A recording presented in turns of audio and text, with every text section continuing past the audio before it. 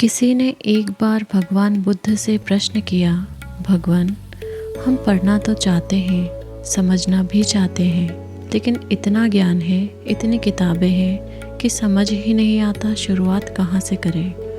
भगवान मुस्कुराए। उन्होंने कोई लंबा उपदेश नहीं दिया, बस इतना कहा, किसी भी ज्ञान को समझने के लिए 4 आसान तरीके होते हैं।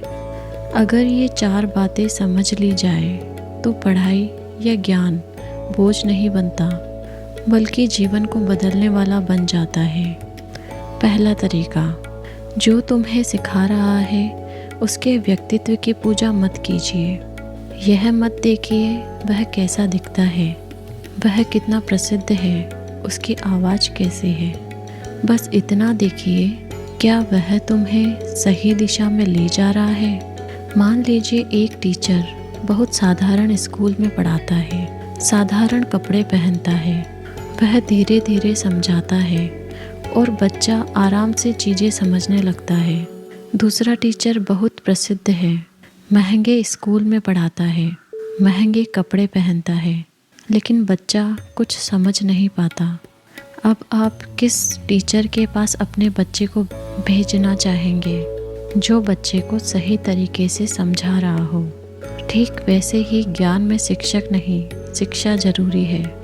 दूसरा तरीका, शब्द नहीं अर्थ समझिए। मान लीजिए आप एक रेसिपी पढ़ रहे हैं। रेसिपी में लिखा है तेल गरम करें, मसाले डालें। यदि आप सिर्फ शब्द पकड़ लें, तेल गरम करें, मसाले डालें, तो समझ नहीं आएगा कि कितना तेल लेना है और कब किस मात्रा में मसाले डालने हैं, कैसे पकाना है। लेकिन अगर आप अर्थ समझ लें, थोड़ा तेल गर्म करना है, मसाले तब डालने हैं जब तेल सही मात्रा में गर्म हो, धीरे धीरे पकाना है, तो खाना स्वादिष्ट बन जाएगा। ठीक वैसे ही योग सूत्र पढ़ते समय शब्द पकड़ने से कोई फ़ायदा नहीं। असली समझ तब आती है जब आप अर्थ को अपने जीवन में उतारते हैं। आप योग सूत्र चाहे इस चैनल से सीखें या किसी और चैनल से, किताब से पढ़े या किसी गुरु से सीखे, फ़र्क नहीं पड़ता। फ़र्क इस बात से पड़ता है आप शब्द पकड़ रहे हैं या मतलब समझ रहे हैं। तीसरा तरीका, कहानी नहीं, जीवन में उसका अर्थ समझिए। रामायण की कहानी हम सब ने सुनी है। भगवान श्री राम है, सीता माता है, हनुमान जी है, रावण और स्वर्ण मृग है। लेकिन यह सिर्फ कहानी नहीं, यह हमारे जीवन की सीख भी है। श्री राम आपके अंदर की शांति व समझ है। माता सीता आपका मन है। स्वर्ण मृग लालच और इच्छाएं हैं।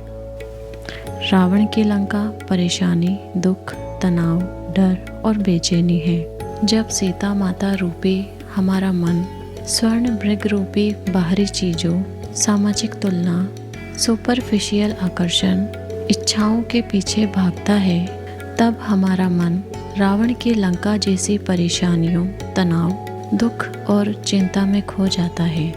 लेकिन फिर आते हैं पवन पुत्र हनुमान, जो योग, प्राणायाम व ध्यान रूप में हमारे पास आते हैं।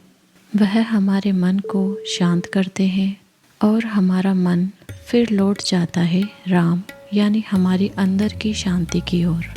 ठीक वैसे ही कहानी या धर्म ग्रंथ सिर्फ सुनने के लिए नहीं, उनका असली मतलब हमारे जीवन और मन में उतारना जरूरी है। चौथा तरीका, जज मत कीजिए, अनुभव कीजिए। मान लीजिए किसी ने आपको शहद दिया। यदि आप कहें पहले साबित कीजिए कि यह मीठा है, तो मीठापन साबित करने से नहीं, चखने से पता चलता है। ठीक वैसे ही योग, ध्यान, शांति भी अनुभव से समझी जाती है। कोई कहता है ध्यान बहुत मुश्किल है और योग सिर्फ शारीरिक व्यायाम है। यदि आप उनकी बातें सुनकर मान लें, तो आपको गलतफहमी हो सकती है, आप धोखे में रह सकते हैं।